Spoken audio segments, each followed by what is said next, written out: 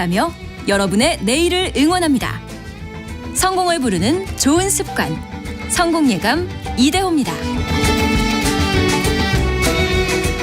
성공예감 이대호입니다. 2부가 시작됐습니다. 항상 10시 5분에는 성공예감 이대호입니다. 2부가 돌아옵니다. 경제상식 퀴즈 정답부터 말씀을 해드릴까요? 예, 도덕적 해이였습니다. 모럴 해저드, 우리말로 하면 도덕적 해이라는 거고요. 많은 분들이 의견과 정답 보내주셨는데요. 6883님, 물고기를 제공하기보다는 물고기 잡는 법을 가르쳤으면 합니다. 그렇죠. 바로 그냥 빚을 탕감해 주는 것보다는 빚을 잘 갚을 수 있는 방법을 안내해 주거나 일자리를 알려주거나 그런 게 장기적으로 보면 더 좋죠. 6287님, 1인 개인 사업자인데요. 1억 정도 대출받고 열심히 갚고 있는데 이런 뉴스 들으면 힘이 빠지네요. 그렇죠? 남들이 그냥 쉽게 탕감을 받으면 열심히 빚 갚고 있는 사람은 힘들어지죠. 6624님, 저는 외환위기 때 어쩔 수 없이 지어야만 했던 빚을 7년 분할해서 다 갚았습니다. 잘한 거지요? 예, 고생하셨습니다. 잘하셨습니다. 그렇죠? 사실 우리나라 사람들이 빚 잘 갚기로 유명합니다. 떼먹지 않는다. 정말 그 막노동을 해서라도 밤새워서라도 투잡 쓰리잡을 해서라도 빚을 많이 갚는다. 이게 예전에 IMF도 많이 놀라지 않았습니까? 대한민국 사람들 성실하다고. 자, 그런데 오늘의 퀴즈 정답은 도덕적 해이였습니다. 오늘 현재 코스피 코스닥은 좀 약세네요. 코스피는 0.12% 떨어진 2512, 코스닥은 0.6% 떨어진 887 가리키고 있고 원달러 환율은 1338원입니다. 한 1.5원 정도 어제보다 떨어지고 있는데 여전히 한 1340원 근처에서 머물고 있는 원달러 환율입니다. 원화는 계속해서 좀 약세이고요. 자, 여러분이 기다리는 시간 역사 속으로 떠나가는 시간입니다. 그 2095님이 이한 작가님은 2주에 한 번 나오시나요? 그런데 이제 3주에 한 번. 그렇죠, 이한 작가님? 맞습니다. 네. 2주마다 나오면 털립니다, 자료가. 열심히 공부해야 되기 때문에. 아, 그렇죠. 이게 그 역사 자료를 계속해서 막 찾아보고 또 재료를 준비하셔야 되기 때문에 2주에 한 번 하는 거는 좀 힘들죠. 힘듭니다. 네, 네. 그래도 우리 이한 작가님이 일종의 자판기처럼 딱 누르면 나오기는 하는데 그래도 방송이니까 뭐 하나 틀리면 안 되니까 또 자료조사 꼼꼼히 해오시는 역사 커뮤니케이터 이한 작가입니다. 안녕하세요. 안녕하세요. 사실 저희가 지난번에 이순신 장군의 재산 이야기, 신사임당의 재산 이야기도 재미나게 했었고 하삼도, 예. 섬 3개. 예, 하의도, 상태도, 하태도인데 요즘은 상태도하고 하태도를 좀 이어놔서 신의도라고 이름이 또 바뀌었습니다. 아, 다리가 놓여져서? 예, 예. 그 하삼도 이야기를 하다가 말았었습니다. 저희가 3주 전에. 예. 그 이야기를 좀 이어서 갈 텐데 대략 축약을 해보면은 이 하삼도 땅과 관련된 소송이 조선시대의 선조 때 시작이 돼서 예. 영조를 거쳐서 일제강점기를 거쳐서 예. 미군정을 넘어서 그리고 대한민국 정부 때까지 그 사이에 전쟁도 있었고 1994년까지 대략 해결이 안 됐었습니다. 자, 그 하삼도 이야기 일단은 그 발단부터 3주 전에 약간 겹칠 수는 있겠습니다만 도움을 좀 드리기 위해서 그 발단부터 거슬러 올라가죠. 정명공주가 물려받았던 땅에서부터 시작을 하는 거잖아요. 예.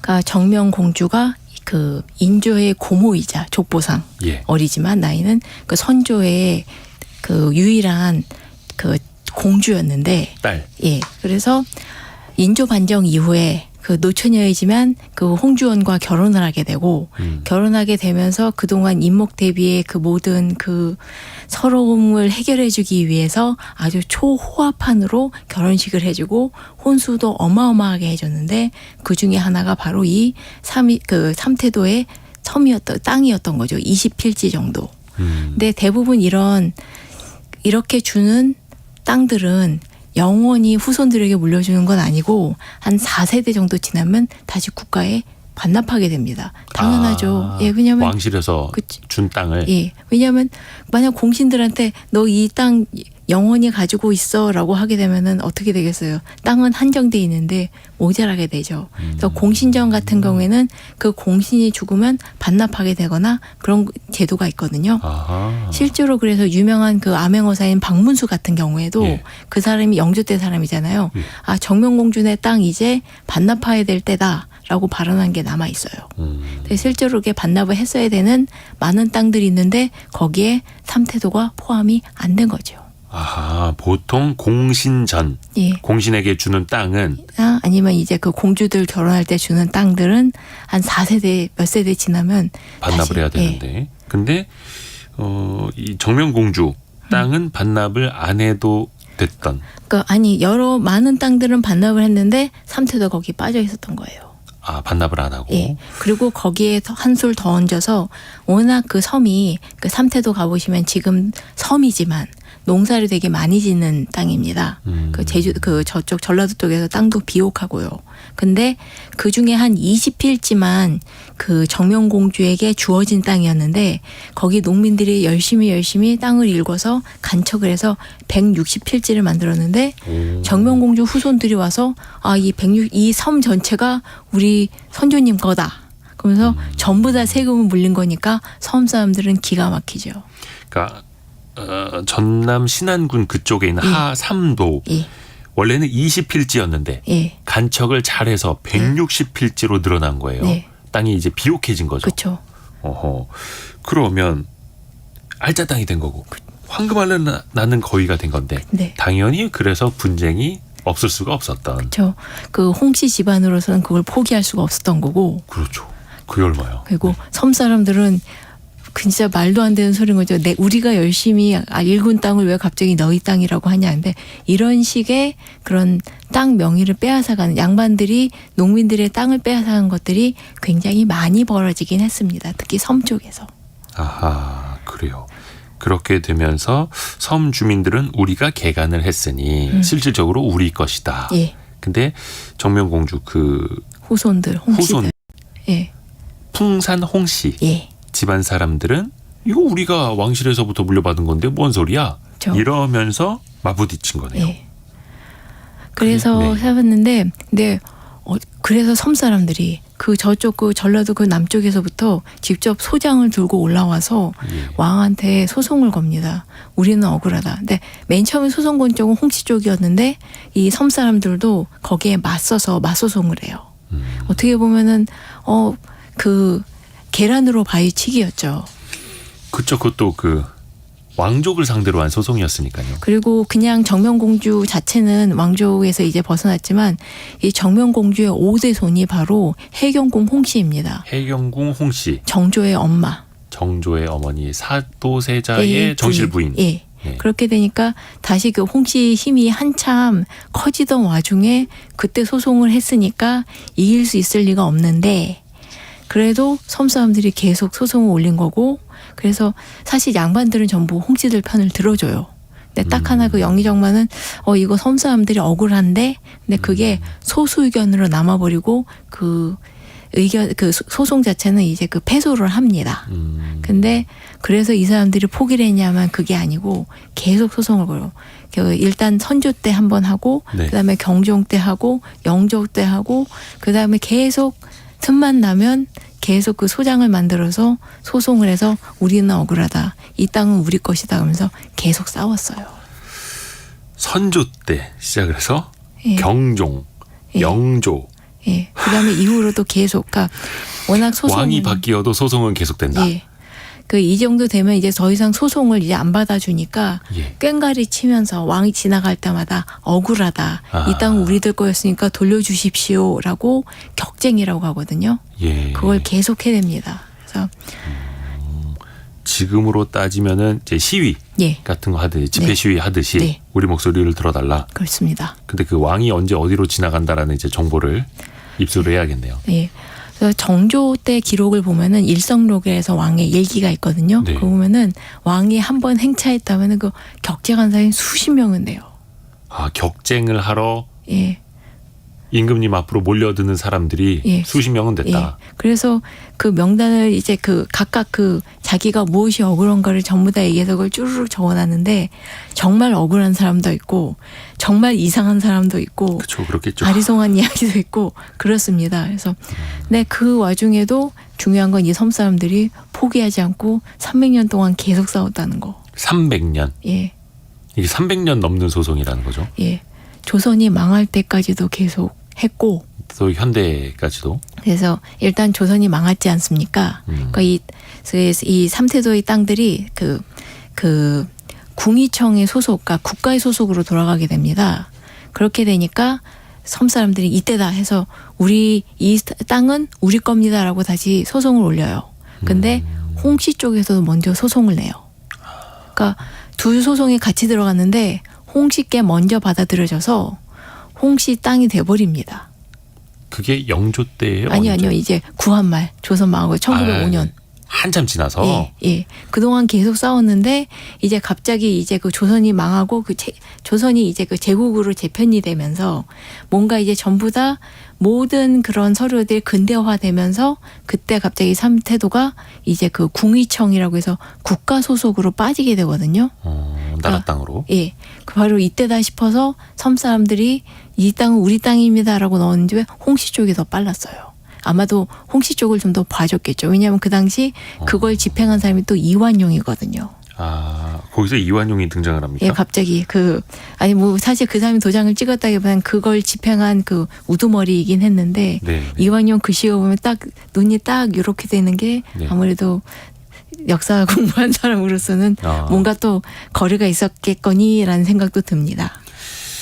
그래도 당시에는 저기 섬 사람들 예. 입장보다는 그래도 좀 서울 양반들. 서울 양반들 예. 그래도 왕실에서부터 물려받은 사람들의 예. 손을 조금 들어줬었던 으로 이제 추정이 되는 거죠. 섬 사람들한테는 여러 가지 민담이 있어요. 그러니까 네. 그 정명공주가 나쁜 여자로 그려지는 민담까지도 있습니다. 아, 섬 사람들 사이에서. 예. 그렇죠. 그렇게 뭐 오랜 시간 억울하니까. 소송의 상대방이었으니까. 근데 그 소송은 계속해서 정명공주의 후대 예. 대를 이어서 이어졌던 그러니까 거고요. 아마 그 마지막으로 1905년대 한 사람 한 7대 손인가 그럴 겁니다. 정명공주의 한 7대 손인가. 7대 손까지 지금 내려와서. 얘기하는데 그렇게 해서 이제 그 완전히 홍씨 집안은 이제 이 섬은 우리 땅이다 그러면서 소작료를 내놔라. 그러니까 섬 사람들은 싫다. 그러니까 하니까 깡패들을 동원해서 소작인들을 때립니다. 그 섬까지 예. 깡패들을 데려와서 보내서, 예. 저렇게 주장하는 섬 사람들 혼 좀 내주라고. 예. 그러니까 섬 사람들이 당연히 가만히 있지 않죠. 그렇죠. 섬 사람들도 저기 뭐 곡괭이도 있고 삽도 있고. 예. 그래서 또 이제 맞서 싸우니까 그러니까 이번에 또 경찰한테 또 신고를 합니다. 누가요? 그 홍씨 집안 사람들이. 아, 네. 근데 그 당시 깡패를 이제 동원한 예. 사람들이. 근데 경찰이 이제 막 그 몇 명이 막장이었네요. 출동하고 그래서 섬에서 거의 막 싸워서 섬 사람들 잡아가서 이제 체포당해서 막 그 무트로 그 당시 경찰서가 목포에 있었거든요. 아, 그 목포에 끌려가서 하니까 또 섬 사람들이 배 타고 와서 풀어달라 해서 그 경찰서를 삥 둘러싸고 시위하고 거의 그런 일들이 계속 우리 벌어졌습니다. 섬 사람들 농민들 풀어달라라고 예. 경찰서를 둘러싸고 시위도 하고. 예. 그리고 그 이게, 와중에 또 소송을 또 계속하는 거예요. 그러니까 이게 소송전뿐만이 아니라 육탄전도 벌어졌었고 네. 각종 시위도 그게 300년 넘게. 예. 그러니까 이 하삼도 사람들이 정말 이걸로 원한이 맺혀서 자식들을 굉장히 열심히 교육을 시킵니다. 교육을 시켜서 너희들은 똑똑해져서 여기서 벗어나서 이 억울함을 풀어자라고 해서 실제로 많은 사람들이 교육을 잘 받고 섬을 벗어나서 여기저기 퍼져져 있었거든요. 그래서 일본 오사카에만도 이 하삼도 사람들 한 120명이 살고 있었는데 그 사람들끼리 또 이제 단체를 만들어요. 아하. 하삼도를 이제 출신들. 예. 하삼도 소장농 그 회를 하삼도에서도 만들고 오사카에서도 만들고 그렇게 해서 여기저기 수소문해서 알아보다가 이제 이 섬을 우리 것으로 되돌리기 위해서 소송을 시작합니다. 아, 그러니까 하이도, 상태도, 하태도 출신들이 예. 그래도 이제 좀 공부 많이 하고 똑똑한 예. 사람들이 많이 나왔고 국내뿐만 아니라 일본에도 많이 예. 나가 있었고 그 사람들이 또 모여서 우리 선조들이 억울함 있는데 우리가 좀 풀어보자 예. 하면서 대를 이어서 같이 이제 소송에 참여하고 예. 그 소송을 벌이는데 그 당시 소송을 벌이는 그 집행한 담당한 변호사는 고노 부스노스케라고 일본인이었거든요. 잠시만요. 고노 여기서 부스노스케. 일본인이 등장을 합니까? 예. 왜냐하면 그 당시 변호사가 우리나라 변호사가 많이 없었잖아요. 근데 이 고노 부스노스케라는 일본인 변호사의 조수가 바로 이 하삼도 출신인 남만웅이라는 사람이었습니다. 남만웅. 예. 그러니까 국제 변호사 쓴 거네요. 예, 예, 그렇죠. 근데 이때는 일본 일제시대 그거니까. 때였던 거예요? 예, 거의 일제시대죠. 그러니까 일제시대로 완전히 거의 넘어가기 직전. 그래서 일본인 그 자본이 자꾸 들어오던 그 시절. 그래서 그 치열하게 이 땅은 그 일본인 변호사가 그 삼태도 사람들의 변호사하고 치열하게 싸워서 거의 이겼거든요. 그래서 이겨서 결국 이 섬은 섬 주민인 것이다라고 판결이 났는데 네. 그 난결이 나기 직전에 이게 상황이 이 안 좋다라고 깨달은 홍씨 집안이 이 섬을 남한테 팔아버립니다. 잠시만요. 농민들이 이른바 국제 변호사, 예. 일본인 변호사 고노 부스노스케 이름도 예. 어렵네. 고노 부스노스케 이 사람을 써서 거의 승소했어요. 승소했어요. 근데 승소했는데 홍씨 집안 사람들이 질 것 같으니까 이번 우리 판결 결과 안 좋게 나올 것 같은데 그걸 미리 직감을 하고 그러면 그 전에 이 땅을 팔아넘겼다는 예, 거예요. 남한테 팔아버렸어요. 그래도 됩니까? 안 되죠.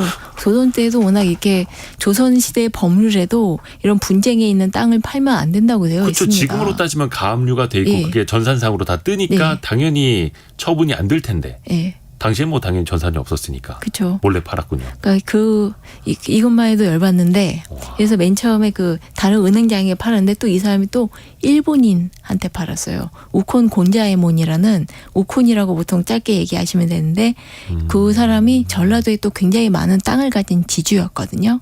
그 사람한테 파니까 이제 섬 사람들은 어떻게 해요? 이번엔 또 그 우콘을 상대로 또 소송을 벌이는 거죠. 그러니까 이게 분명히 승소를 했는데 우리 예. 땅이라고 이제 농민들 입장에서 예. 섬 주민들 입장에서 우리가 승리를 했는데 정작 땅 문서는 또 다른 일본 사람한테 예. 넘어가 있어. 그러니까 얼마나 억울해요. 어떻게 찾아가 이것도? 그러니까 그래도 그때 일본인 변호사하고 그다음에 그 조수 덕분에 이겼기 때문에 그 사람들을 기념하는 비석이 지금 그 하이도에 세워져 있습니다. 그래요? 예, 영세 불망비라고 해서 영원히 이 은혜를 못 이겠다라고 적혀 있어요.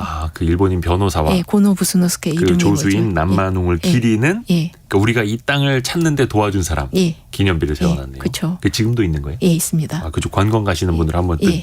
이 이야기 듣고 보시면 더 와닿겠네요. 그래서 이제 다시 싸움을 넘어가서 이제 우콘이라는 사람을 상대로 그러니까 소송을 이제는 벌이는데 소유권이 일본 사람한테 넘어가 있어서 일본인을 상대로 또 소송을 해야 되는 거잖아요. 그것도 더 불리해졌죠. 왜냐하면 이제 점점 일본인 세력이 더 강해지니까. 이제 목포의 그 경찰관 그 장도 경찰 서장도 일본인이에요. 당연히 약간 그쪽을 더 많이 봐주죠. 그러니까 우콘도 똑같아요. 소장료 내놔라. 섬 사람들이 싫다. 그러니까 또 폭력배를 동원해서 싸우고 또 하나 우콘이 되게 한 점인 게 그 섬 사람 중에 하나 자기야 그 약간 좀 한 사람을 꼬드겨요. 그래서 네. 내 편을 들어주면 너한텐 땅 줄게. 라고 해서 꼭 그런 사람들 나타납니다. 그렇죠. 그럼 그 사람이 섬 사람들을 속여가지고 인감 도장을 쭈르륵 받아와서 그 인감 도장을 위조해가지고 전부 이 섬을 자기한테 넘긴 걸 합의했다라는 가짜 문서를 만들어내요. 그러니까 합의서를 위조한 거네요. 예, 그런 식으로 만들어내죠. 그러니까 당연히 섬 사람들이 그 사실을 알자 화가 나서 그렇죠. 그 끈아풀인 사람 집에 가서 유리창을 깨고 불을 지릅니다. 그래서 참 대단한 게 죽이진 않았어요.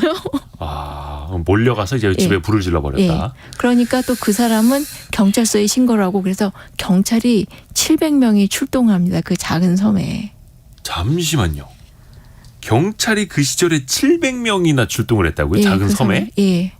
그래서 엄청 큰 사건이었네요. 그러면. 그래서 사람들을 우르르 잡아가가지고 한 7명 여자들이 이제 또 앞장을 섰어요. 그래서 여자 여자들 부인들이 예. 가서 이제 불질렀던. 예. 그래서 7명인가가 징역 2년인가 그 판결을 받고 징역 2년 세네요. 예, 그렇게 해서 또 그래서 이제 또 그렇게 되니까 이제 그 일본인 법정은 어떻게 좀 이제 좀 합의를 이끌어내려고 해요. 그래서 좀 화해 좀 해라. 그러니까 소장료 좀 를 내는 대신 이 일본인 지주가 섬에 학교도 세우고 이제 돈도 좀 주고 그래서 농업 발전 기금도 주기로 약속을 하고 일단 합의를 했는데 근데 그 합의는 이 우콘이라는 일본인이 예. 여기는 내 땅이야라는 합의예요, 뭐예요? 그러니까 내 땅이면서 그러니까 소장료를 내는 대신 이 섬에서 농사는 뭔가 짓게 해줄게. 예. 그러면서 뭔가 좀 학교도 세워주고 섬 사람들을 위해서 좀 더 기여를 해줘라는데 지킬 리가 없지요. 그 뭐 농민들 입장에서 좀 받아들이기도 쉽지 않았을 것 같은데 네. 이게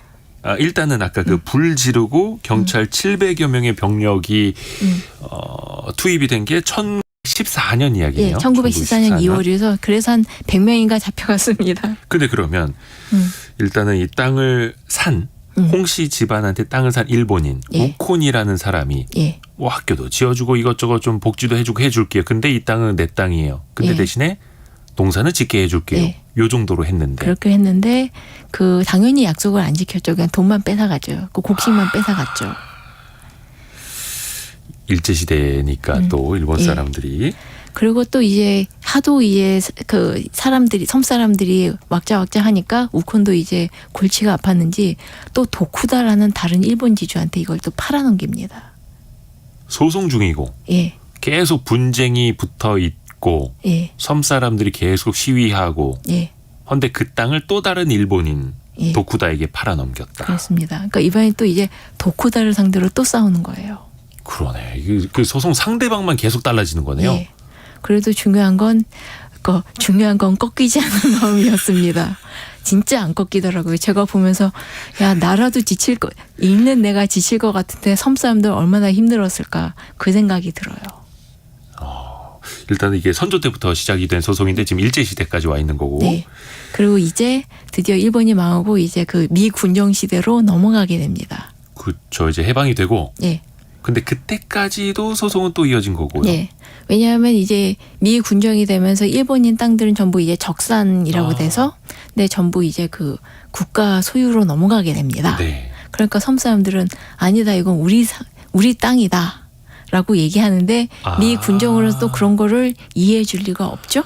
소송을 통해서 각종 시위를 통해서 섬 사람들 땅으로 되돌리려고 했는데 일본 사람들이 이제 우리 광복되고 쫓겨 나갔는데 네. 이게 그러면 나라 땅이 된다네. 예. 그럼 이제 또 나라를 상대로 싸워야 되는 거예요? 그렇죠. 아이고. 그래서 당시 끝이 그 없네. 미 군정에 그런 그 신한공사가 들어서거든요. 신한공사요? 예, 옛날에 동양 척식회사라고 해서 그 소장로 거두는 회사가 있었는데 악명 높죠. 동양 척식회사. 네. 근데 이게 그 해방 후에는 신한공사가 돼요. 그래서 신한공사 사람들이 소장로 거두겠다고 이 또 섬에 오니까 신안. 신한. 신한? 예, 신한공사입니다. 요즘 은행 이름을 봤지만 다른 회사입니다. 저는 거기가 그 신안군 쪽이어서 신안인 예. 줄 알았는데 그게 아니라 신한. 예, 네, 소장로 신한공사. 거두는 회사라고 생각하시면 됩니다. 소장료를 거둔 회사. 그러니까 이 사람들이 딱 와서 이제 소장료 30% 내놔라. 그러니까 당연히 섬 사람들이 싫다 하면서 또 경찰이 출동해서 또 섬 사람들을 잡아가둬요.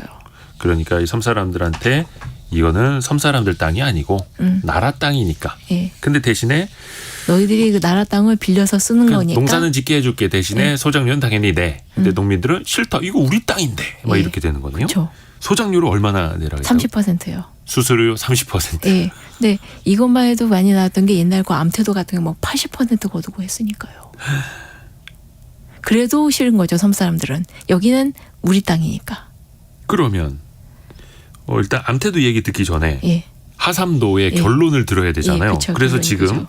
선조 뭐 경종 영조 지나서 일제 시대 지나서 그래서 미군정 저까지 지나서 와서 이제 대한민국 시대에 딱 오는데 예. 대한민국에서 이제 그러니까 1949년에 7월에 섬 사람들이 탄원서를 올립니다. 1949년에 7월에. 그러니까 그동안 있었던 모든 일을 설파하면서 우린 너무나도 억울하다. 이 섬은 우리의 것이다. 우리에게 돌려달라라고 해서 국회에서 만장일치로 통과돼요.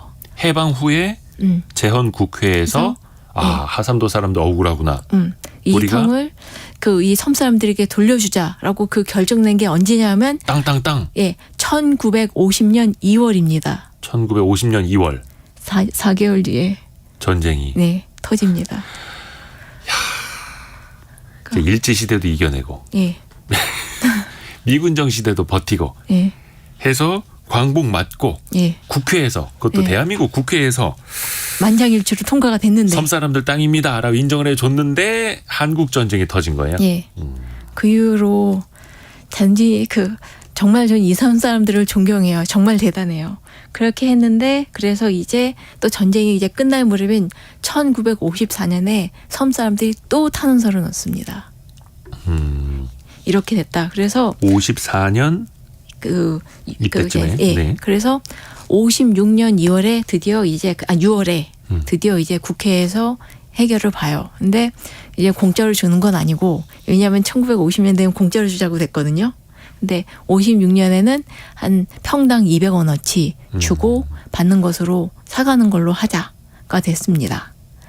그런데도 불구하고 여전히 일본 사람 이름으로 돼 있는 땅이 많이 남아 있다가 그 지역에. 예. 1994년에야 비로소 섬 사람들이 이제 땅을 많이 찾아갔다고 알고 있습니다. 1994년. 네. 완전 얼마 전까지 네, 이어진 거예요. 그렇습니다. 거의 340년을 이어온 거예요. 그러니까 중꺾마입니다. 정말 중꺾마의 섬. 그래, 중요한 건 꺾이지 않는 예. 마음을 가진 섬. 그렇습니다. 그게 전남 무안군 신안면. 그래서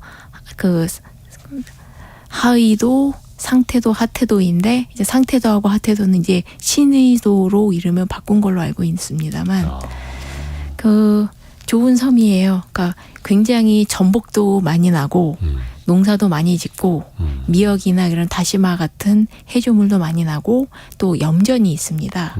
그렇게 비옥한 섬이기 때문에 사람들이 그렇게 욕심냈다는 생각이 들어요. 그렇죠. 근데 혹시나 하이도 그리고 신의도 예. 이쪽 지역에 여행 가실 분들이 있다면 오늘 이한 작가의 이야기가 도움이 좀 됐을 것 같습니다. 예. 예, 가서 아까 비석, 예. 예, 변호사, 영서의 불만기에서 예. 정말 고마웠을 것 같아요. 왜냐하면 모든 권력자들이 암 돌봐주는데 그 변호사만은 이제 힘써서 이겨준 거지 않습니까? 땅을 되찾기 위한 340년 동안의 소송을 조금 함축적으로 이야기를 예. 들어봤고요. 근데 아까 이야기해 주신 게 소장료 30%는 그나마 싼 축에 속했다. 네. 암태도라는 곳에서 80%의 소장료를 받아갔다. 예.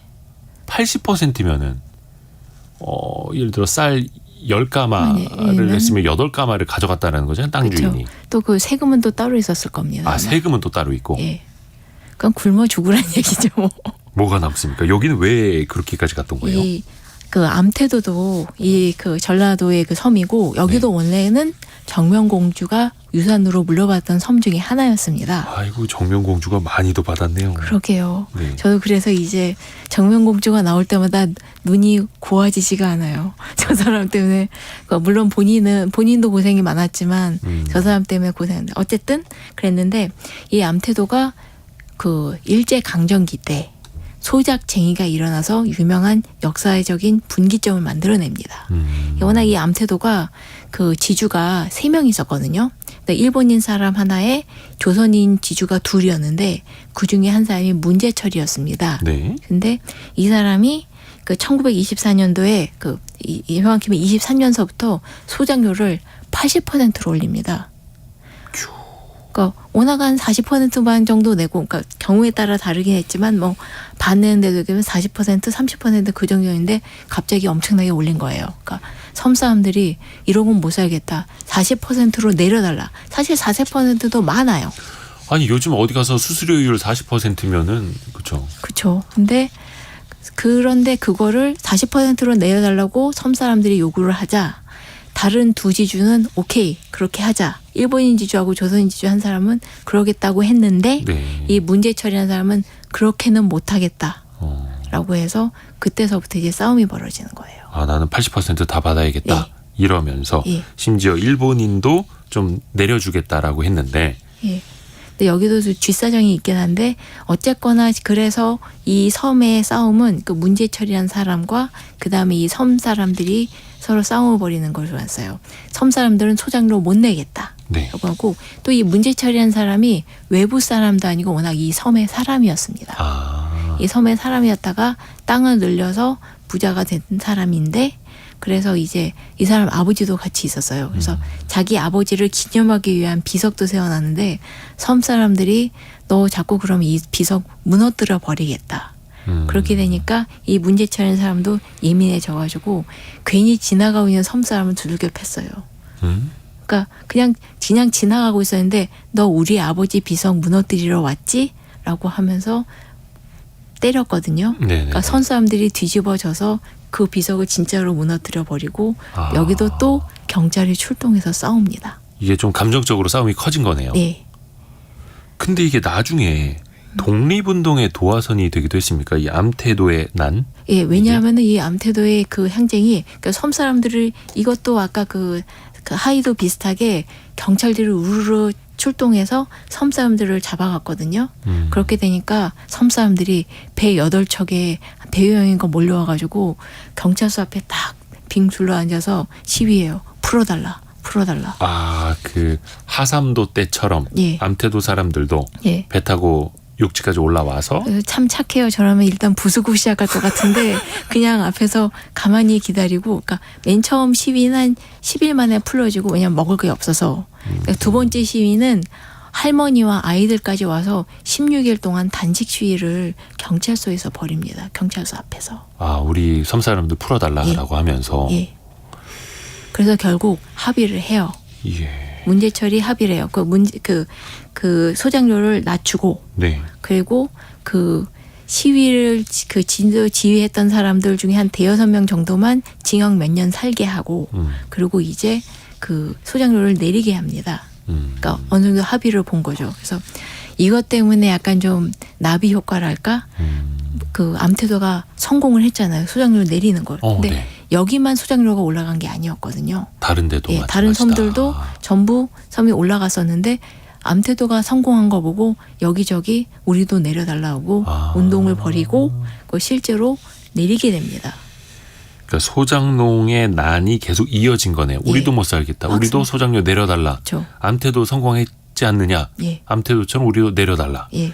쉽지 않은 길이었을 텐데 일단은 이 문제철이라는 사람이 욕심쟁이여서 그랬던 건지 아니면 그 시절에 조선시대에 어떻게 보면은 소장농들한테 높은 소장료를 받을 수밖에 없었던 이유가 있었던 건지 어때요? 두 가지였을 겁니다. 욕심도 많았고 예, 또 그 당시에 이 그 지주들의 사정이 지주들이 좋지 않았어요.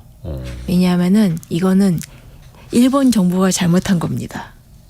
일제시대에 예, 일제시대 때 당시 일본에서 한 1910년도 즈음에서 쌀이 가격이 갑자기 크게 오릅니다. 인구는 늘어나는데 먹을 쌀이 부족해서 쌀 가격이 엄청나게 올라서 예. 쌀 폭동이 벌어집니다. 일본 내에서 예.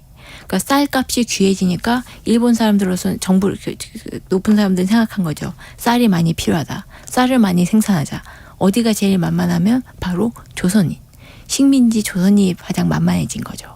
그래서 그 조선에서 지금 요즘 플랜테이션이라고 있지 않습니까? 아, 플랜테이션 농업. 예, 특정 식물만 이제 많이 가꾸게 하는 농장을 꾸미는 거.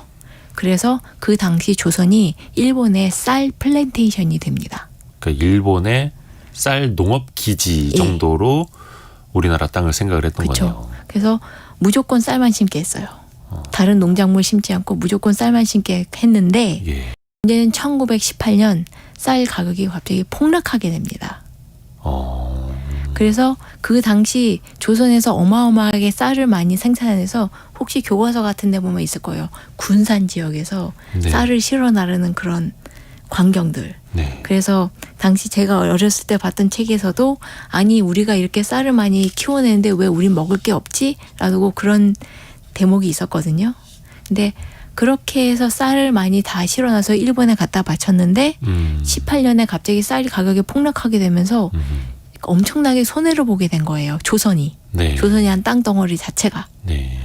특히 일본이 시키는 대로 얌전히 쌀만 잘 심었던 지주들이 손해를 보게 됩니다. 오로지 키운 거라고는 다 쌀이었으니 예. 쌀값이 폭락했을 때 그냥 오롯이 그냥 다 떠하는 거네요. 그쵸. 그 피해를. 그리고 근데 항상 이게 일본인 지주들은 또 조선 총독부가 약간 원조를 해줘요. 근데 조선인 지주라면 그런 거 없죠. 그럼 남는 거는 자기가 본 손해를 메꾸기 위해서는 소장료를 올리는 수밖에 없었던 겁니다. 아, 그래서 쌀값이 폭락을 했고 지주들도 뭐 빚도 많아지고 할 테니 예. 소장료를 올려서라도 우리는 보전을 해야겠다. 근데 또 농민들은 그 정도 내고 우리는 먹고 살 것도 없다. 그렇죠. 이러면서 서로가 또 이제 힘든 투쟁을 했던 거고요. 예.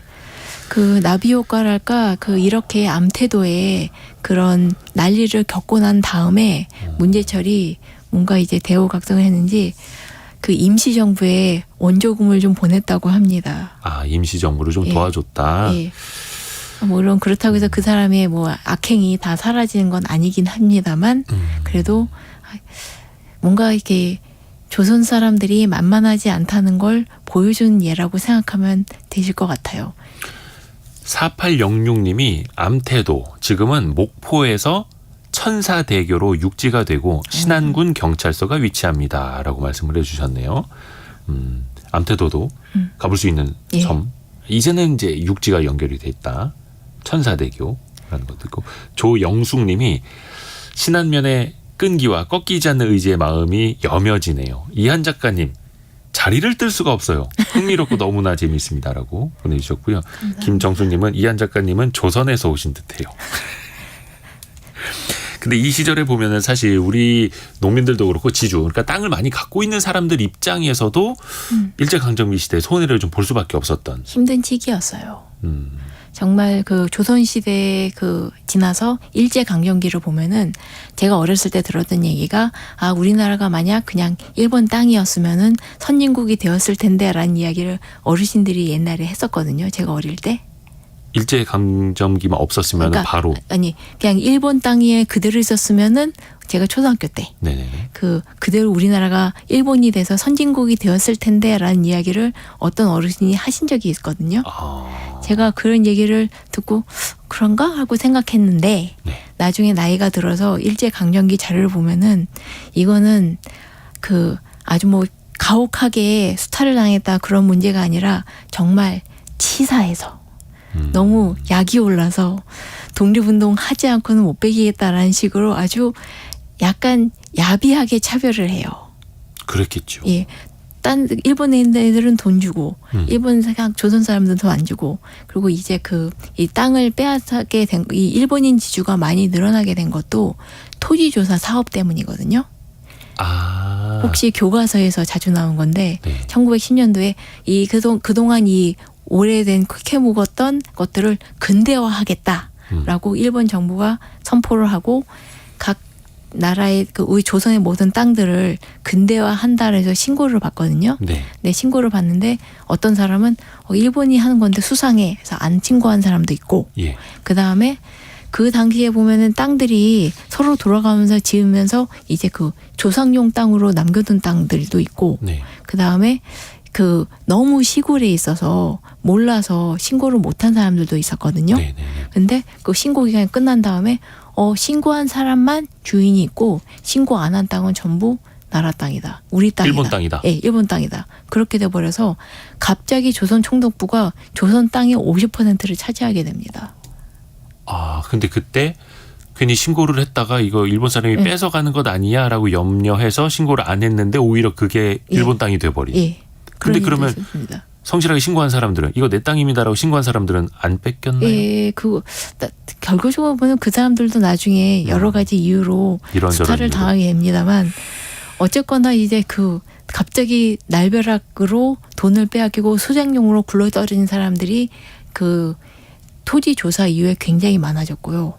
그 다음에 그렇게 토지 조사를 한 이유 중에 하나가 아까 얘기한 대로 조선에 그 일본에서 쌀 가격이 올랐다고 했지 않습니까? 네. 쌀 가격이 오른 이유 중에 하나가 인구가 늘어서인데 그 실업자가 늘어요. 이 실업자들을 어떻게 처리하느냐? 이것도 조선에 던져놓자.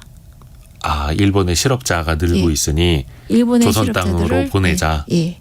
그리고 그 사람들이 농사지을 땅이 필요하니까 그래서 그때 토지조사할 때 뺏었던 땅들을 그 일본 사람들한테 주는 거예요. 아, 토지조사에서 조선인들의 땅을 뺏었고 일본에서 일자리 없어서 실업자 된 일본인들을 조선 땅으로 이주시켜서 네. 그 땅을 주자. 예, 말이 좋아서 이주진 거의 뭐 덤프 거의 그런 느낌이죠.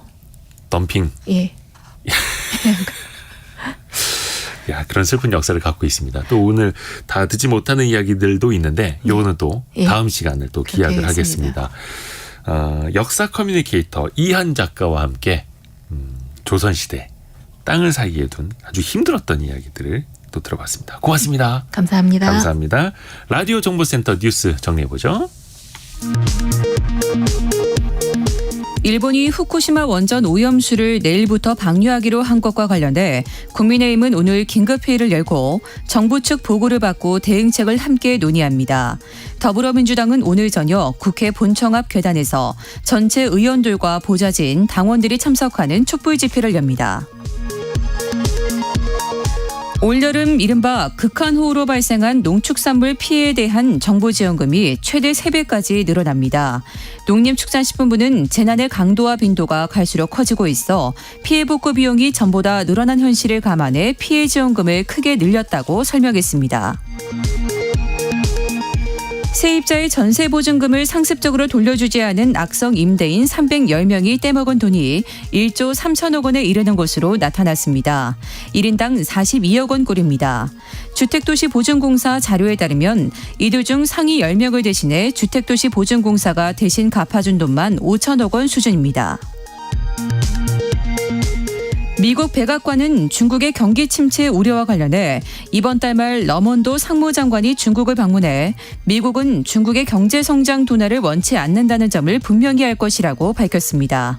지금까지 라디오 정보센터 뉴스 정한나였습니다. 애프터 서비스 시간입니다. 곽지현 리포터 안녕하세요. 네, 안녕하세요. 바로 질문 들어볼까요? 네, 9325번님이 보내셨습니다. 임대료 인상 상한선을 두다 보니까 집주인들이 월세 대신에, 그러니까 월세보다 관리비를 더 올리는 거는 합법인가요? 라고 문자 보내셨습니다. 그렇죠. 임대료는 재계약 갱신할 때 뭐 몇 % 이상 올리지 마라. 법으로 정해놓으니까 네. 법으로 정해지지 않은 관리비를 월세보다 더 많이 올리는 그런 꼼수죠. 그렇죠. 근데 이거는 말 그대로 그쪽으로 길이 열려 있으니 사람들이 샛길을 찾아가는 건데 불법은 아니고 꼼수인데 그래서 정부가 다음 달부터 이 공인중개사들에게 집 광고를 올릴 때 관리비 세부 내역도 공개하라. 난방비가 얼마고 뭐 공동관리비 전기요가 얼마고 이런 것들을 세부적으로 공개하라라고 한 겁니다. 그래서 세입자들이 이걸 보고 판단할 수 있게끔 정보를 좀 열어주자라는 건데 네. 근데 이거를 또 집주인이 세부 내역을 공개하지 않으면